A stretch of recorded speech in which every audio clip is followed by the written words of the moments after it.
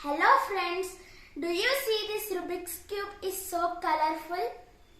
We can do many interesting patterns with these colors. I will try one.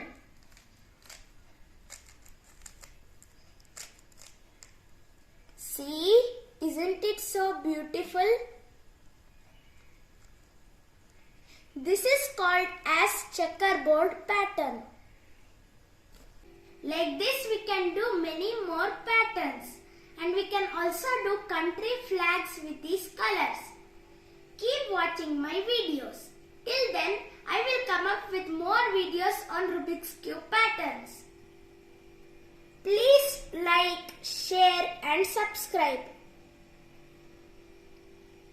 Bye.